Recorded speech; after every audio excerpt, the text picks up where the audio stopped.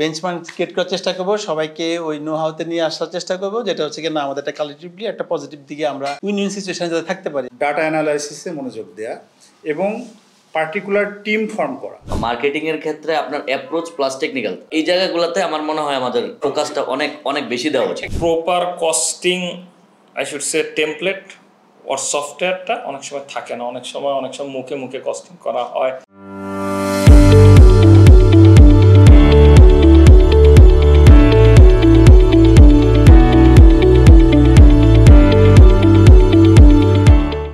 Innovation হাবের ফ্যাব্রিক্সের মিটিংয়ে আজকে আমরা কিছু ফ্যাক্টরি থেকে আছি, কিছু বাইং অফিস থেকেও আছি, পাশাপাশি কিছু বাইং এবং ফ্যাব্রিক্সের মাঝামাঝি সোর্সিং থেকেও আছি।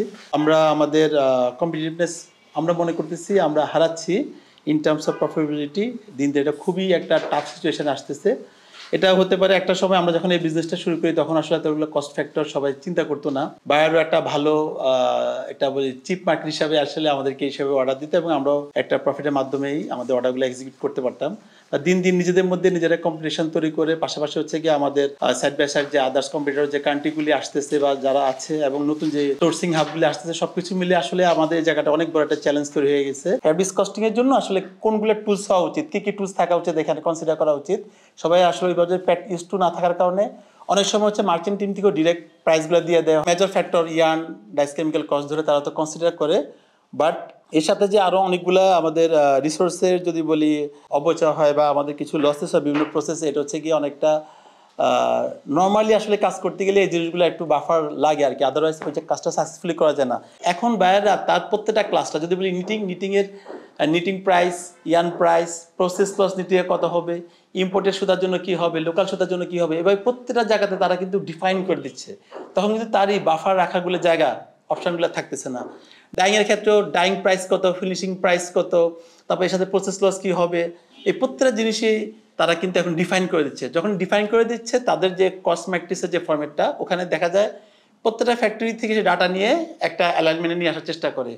সবচেয়ে লোয়েস্ট কারা আছে, হাইস্ট কারা আছে, মাঝামাঝি বেঞ্চমার্ক কী হওয়া উচিত, তাদের নিজস্ব স্ট্র্যাটেজি থাকে।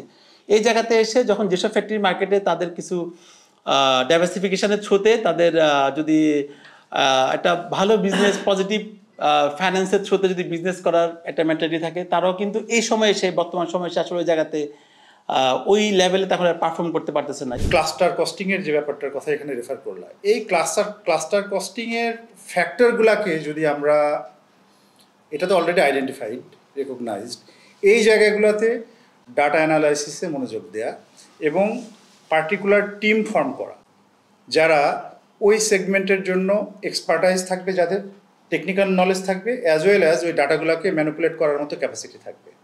তাহলে কি হবে, তাহলে যেটা হবে এক্সিস্টিং কস্টিংয়ের ভিতর থেকেও আমার ধারণা, আমার বিশ্বাস যেখান থেকে একটা কস্ট সেভ করে নিয়ে আসা সম্ভব। আমি যেটা দেখি পার্টিকুলারলি ধরো কেমিক্যাল কস্টিং বা ডাইস কস্টিংয়ের ক্ষেত্রে, যেহেতু আমার এক্সপার্টাইজ, এই জায়গাটাতে এখনও এভারেজ কস্টিংয়ের চেয়ে 30% পর্যন্ত কস্ট সেভ করা সম্ভব। কিন্তু সেটার জন্য কি দরকার, ফার্স্টলি যেটা দরকার একটা হচ্ছে ইনডেপথ নলেজ, যেটা আনফর্চুনেটলি বলি বা সিচুয়েশনাল রিজনেই বলি অ্যাভেলেবেল না। হ্যাঁ, 2 নাম্বার হচ্ছে এটাকে উইদাউট বেনিফিটে ইউজ করতে দেয়া বা নলেজ শেয়ারিং করার যে টেন্ডেন্সি বা যে মেকানিজম, সেটা এখানে অ্যাবসেন্স আছে। সো এটার জন্য কি লাগবে, একটা ডেডিকেটেড টিম লাগবে, যেটা তোমার ওই ক্লাস্টারগুলো, it is one of the clusters right of the whole of the process. Proper costing I should say template or সফটওয়্যারটা অনেক সময় থাকে না, অনেক সময় মুখে মুখে কস্টিং করা হয়, অনেক সময় প্রাইস চাচ্ছে, প্রাইস দিয়ে দিচ্ছি। এই প্র্যাকটিসটা আনলে হয়তো এই যে ভ্যারিয়েশনটা from different fabric supplier to different fabric supplier যে প্রাইসের যে ডিফারেন্সটা, এটা অনেকটা কমে যাবে। যারা ইআরপি বেসড, যাদের কস্টিং ইআরপি বেসের উপরে, সেখান থেকে গিভেন ডাটার উপরে করা হয়, এরকম যদি 2টা ফ্যাক্টরি কস্টিং করেন দেখবেন কস্টিং অনেকটা কাছাকাছি চলে আসবে, খুব বেশি হেরফের হবে না। কারণ প্রাইস কস্টিংগুলি অনেক বেশি আপ ডাউন করে supplier to supplier when peoples are not doing the costing in a proper way. Once again, okay, I wanted to penetrate in this order, so I'm taking some special calls, so I'm giving to that kind of cases প্রাইসগুলো variation হয়। সময় কস্টিংয়ের অ্যাপ্রুভালের ব্যাপারটা অনেক সময় থাকে না। আরেকটা কথা আমরা বলি like the post order costing, আরেকটা জিনিস থাকে পিওসি, এটা অনেক জায়গায় প্র্যাকটিস করা হয় না। স্পেসিফিক অর্ডারটা এই প্রাইসটাতে আমি প্রফিট করলাম না লস করলাম, that analysis sometimes it's not happening. কারণ এই অ্যানালাইসিসটা করলে অ্যাটলিস্ট আমি একবার ভুল করেছি, সেকেন্ড টাইম তাহলে ভুল করবো না। আমার প্রোডাক্টিভিটি হয়তো আমি যেভাবে চিন্তা করেছি হয়তো সেভাবে পাইনি, তাহলে next time I have to correct it. এই নমিনেশনগুলো অ্যাজ এ ব্র্যান্ড আমরাও করি, আমাদের 100% ইয়ার্ন আমরা নিজেরা নমিনেট করি। আমরা যে পলিসিটা যেটা মেনটেন করি যে আমরা সামটাইমস আমরা লিঙ্ক পারচেস করি, সামটাইমস আমরা ডিরেক্ট ইয়ার্নও পারচেস করি বা নমিনেট করি আর কি। যেটা বলি লিন্ট আমরা পারচেস করি মিনস হচ্ছে আমরা লিন্টের একটা প্রাইস হয়তো আমরা ডিল করে দিই, সেই ক্ষেত্রে ইয়ার্নের প্রাইস কত আসবে এইভাবে একটা নেগোসিয়েশন করতে পারি। এবং আমাদের যারা সাপ্লায়ার আছে তাদেরকে আমরা সেই ইয়ার্নের বেস প্রাইসের উপর ভিত্তি করে একই প্রোডাক্টের দেখা গেছে এক এক প্লেসমেন্ট এক এক ধরনের প্রাইস হচ্ছে। সে একটা সেম টি শার্ট আজকে ইয়ার্নের প্রাইস হচ্ছে যে 3.85, আজকের জন্য যে প্রাইস আগামী মান্থে হয়তো এটা যদি বেড়ে যদি 3.90 হয় প্রাইস বাড়বে, যদি 3.80 হয় কমবে। অর্থাৎ আপনার ইয়ার্নের যে প্রাইস যে আপ ডাউন হচ্ছে বা এটা প্রাইস যে আপনি আপনার মাঝে কন্ট্রোল নাই সেটার লাইবিলিটিকে আমরা এটা নিচ্ছি আর কি। সো আপনার যে এখানে হচ্ছে যে মেকিং যে চার্জটা সেটা ফেব্রিক টু কমপ্লিট গার্মেন্টস এই জিনিসটার উপরে এই ইয়ার্ন প্রাইসটা আমাদের ক্ষেত্রে এইটা ইম্প্যাক্টটা পড়তেছে না। গ্যাসের দাম 4 টাকা যে হচ্ছে তখন ফ্যাক্টরি চলছে 8 টাকা হয়েছে, ফ্যাক্টরি চলছে 14 টাকা ছিল চলছে 30 টাকা হলে চলছে। সাথে কিন্তু বাংলাদেশের সরকার যত চাপ দিচ্ছে ফ্যাক্টরিগুলো কিন্তু অ্যাডাপ্টেশন হচ্ছে আস্তে আস্তে, এগুলা সার্ভাইভ করে কিন্তু একটা পর্যায়ে নিয়ে আসতেছে। মানে আগে এনার্জি ধরো ইনভেস্টমেন্টের দিকে এনার্জি সেভিংস ইকুইপমেন্টের দিকে মানুষ ইনভেস্ট করতো না, এখন করতেছে। বাংলাদেশে কিন্তু যত চাপ দিচ্ছে সব চাপ কিন্তু আলটিমেটলি ফেব্রিক মিলে গিয়ে আসে পড়তেছে। গার্মেন্টসে কিন্তু চাপ নিচ্ছে না, গার্মেন্টস হচ্ছে সে তার সিএমএম তে ফিক্স থেকে সে ওয়ার্কার সে তার স্পেস বের করে সে এখানে চাপ চলছে। কিন্তু আলটিমেট যে চ্যালেঞ্জগুলো আসতেছে সবগুলো চ্যালেঞ্জ কিন্তু ফেব্রিক মিলে এসে ঠেকতেছে বা স্পিনিং এসে ঠেকতেছে। ওরা কিন্তু আস্তে আস্তে আলটিমেটলি ধরো পার কেজি এনার্জি কস্ট এক সময় 45 টাকা ছিল, এখন 25 টাকার মধ্যে আনতেছে। এটা মানে যখন দাম বাড়ছে, মানে এই আগে ছিল হয়তো 12 টাকা এখন 24 টাকা হয়েছে। এগুলো কিন্তু অ্যাডজাস্ট করতেছে। আগে একসময় বাংলাদেশে ডাইং মিলগুলো 150 লিটার পানি ইউজ করতো, এখন 70 লিটারে 50 লিটারে কিংবা আরও কম যায়। ফেব্রিক মিলগুলো বাংলাদেশ কিন্তু ওই দিক দিয়ে কিন্তু অনেক আগানো স্মার্ট হয়ে গেছে। যে তোমার ওয়ার্ল্ডের যে ইয়াগুলা বায়ারদের সাস্টেনেবল ডিমান্ডগুলো অ্যাকসেপ্ট করা, এগুলা বাংলাদেশ কিন্তু ওগুলা বাংলাদেশ অনেক দিক থেকে এগুলা কিন্তু অ্যাডাপ্টেশনে অনেক উন্নত আর কি বাংলাদেশ। আমাদের যেটা কন্ট্রোলে আছে সেটা হচ্ছে যে আমরা একটা প্রসেসের নিয়ে কাজ করতে পারি। আমরা বিভিন্ন কেমিক্যাল সাপ্লায়ার থেকে শুরু করে হচ্ছে যে বিভিন্ন ইনোভেশন যে কেমিক্যালগুলো আছে কিভাবে আমরা হচ্ছে যে এই ইয়েগুলা কমাইতে পারি। হয়তো প্রসেস লস হচ্ছে আমার একটা ফ্যাক্টরিতে, সেই প্রসেস লস কোন কোন জায়গায় হচ্ছে সেই জিনিসগুলো আমরা কমাইতে পারি। বা হচ্ছে যে কোন প্রসেস করলে আমরা হচ্ছে একটা স্টেপ স্কিপ করতে পারি। ইভেন বর্তমানে এরকম কিছু প্রোডাক্টও আমরা হচ্ছে যে দেখতেছি যে প্রিট্রিটমেন্টে যেটা ডাবল পার্ট ডাইংয়ে একদম হচ্ছে যে পলিস্টারের পরে হচ্ছে যে একটা মাল্টিফাংশনাল ইউজ করতেছে, যেটার পরে মানে লাইট কালারের বাদে বাকি কালারগুলো হচ্ছে স্কারিং ব্লিচিং লাগতেছে না তার। সো এখানে একটা তারা স্কিপ করতে পারতেছে। সো এখানে আমরা হচ্ছে এই ইয়েগুলো কমাইতে পারি আর কি, প্রসেসগুলো কমাইতে পারি, যেটার জন্য আমার হচ্ছে যে একটা কস্টিং কমানো যেতে পারে এবং সেই সাথে একটা প্রোডাক্টিভিটি বাড়ানো যেতে পারে। অর্থাৎ নতুন ইনোভেশনের দিকে আমাদেরকে এখানে হচ্ছে যে ইনভেস্ট করতে হবে। আসলে আমাকেও মার্কেট ইন্টেল সম্পর্কে খবর রাখতে হবে, ওভারঅল এই ফেব্রিকের কোথায় সবচেয়ে লোয়েস্ট প্রাইস আছে বা কোটা কী লেভেলে দেয় তাদের প্রোডাক্ট। সো এই সেন্সটা থাকলে আমার মনে হয় যে এই যে নেগেটিভ চ্যালেঞ্জটা যে বিপদে পড়ে গেছে চালাইতে হবে মেশিন খালি, তার থেকে ওই মার্কেট ইন্টেলটা থাকলে হচ্ছে গিয়ে রাইট ওয়েতে রাইট প্রোডাক্টটা রাইট কাস্টমারের কাছে আমরা হিট করতে পারবো।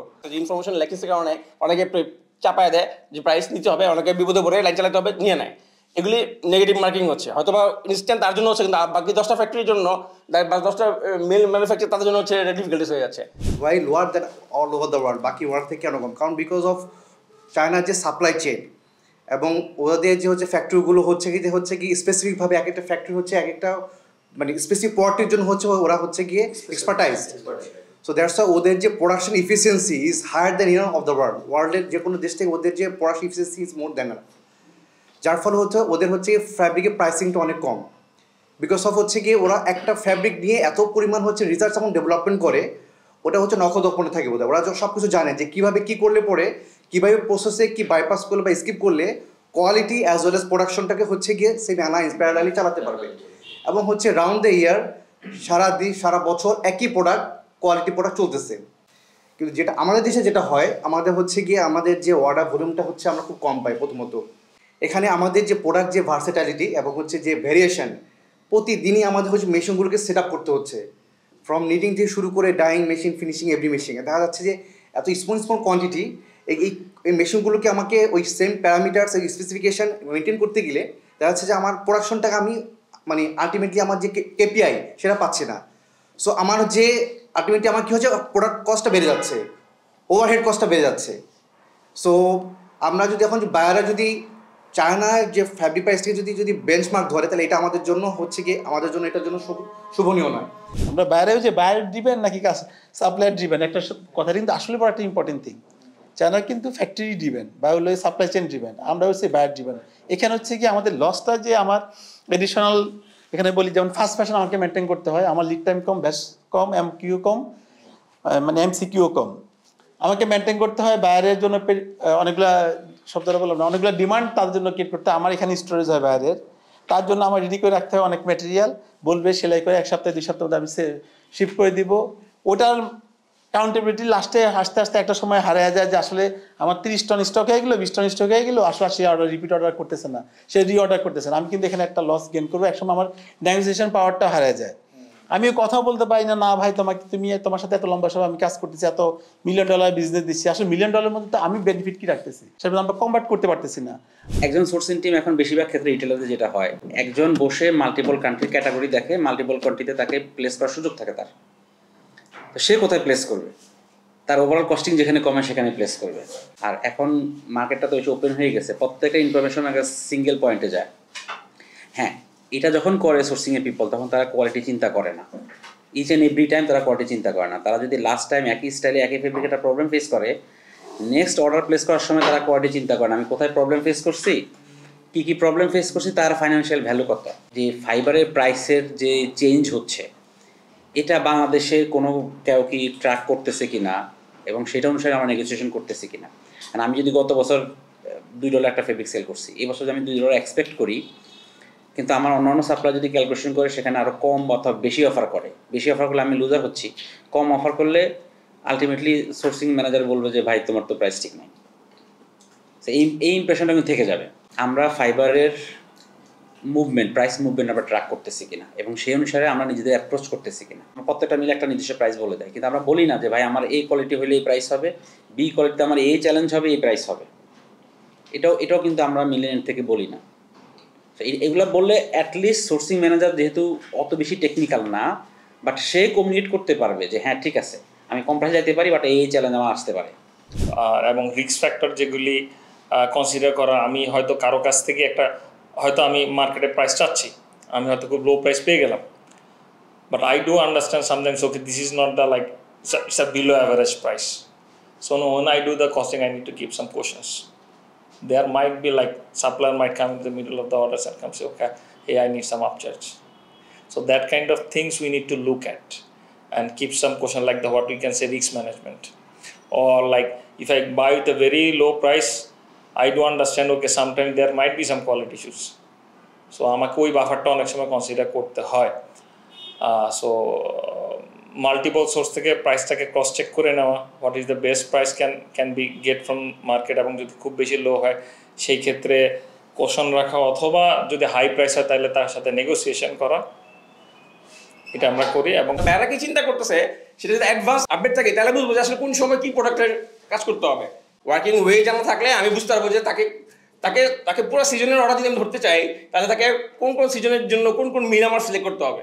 মার্কেটিংয়ে যারা আসে আমাদের কাছে, যারা আমরা যে সময় ফেব্রিকটেক ছিলাম, আসলে ওইভাবে উপস্থাপন করতে পারে না বা জিনিসটা আসলে অ্যাকচুয়ালি কী বা কী ধরনের ফিনিশ। আপনার মার্কেটিংয়ের ক্ষেত্রে আপনার অ্যাপ্রোচ প্লাস টেকনিক্যাল, এই জায়গাগুলোতে আমার মনে হয় আমাদের ফোকাসটা অনেক অনেক বেশি দেওয়া উচিত। এটা বললাম যে আমরা যে মেশিনগুলো ইউজ করি, ধরেন আমরা নামে অনেক ইউরোপিয়ান মেশিন আনতেছি বা ইউএস এর মেশিন আনতেছি, বাট ইউটিলাইজ কতটুকু করতে পারতেছি। একটা বেঞ্চমার্ক ক্রিয়েট করার চেষ্টা করবো, সবাইকে ওই নো হাউতে নিয়ে আসার চেষ্টা করবো, যেটা হচ্ছে কি না আমাদের একটা কালেক্টিভলি একটা পজিটিভ দিকে আমরা উইন উইন সিচুয়েশনে যাতে থাকতে পারি, ফ্যাক্টরিও যাতে সার্ভাইভ করে, আমাদের ব্র্যান্ড যাতে সার্ভাইভ করে, এবং এন্ড কাস্টমার বা কনজিউমার যারা আছে তারাও যাতে তাদের ন্যায্য প্রোডাক্টটা রাইট প্রাইসে পায়, আমাদের লসগুলো যাতে কম হয়, কোথায় কোথায় অপরচুনিটি আছে সেটা ক্রিয়েট করা, এবং আমরা যে অপরচুনিটি ক্রিয়েট করার চেষ্টা করতেছি সেটাকে আবার মার্কেটিং করে ওটা যে একটা কারেক্ট ভ্যালু যাতে আমরা আনতে পারি। সবাইকে ধন্যবাদ আজকের মিটিংয়ে অ্যাটেন্ড করার জন্য।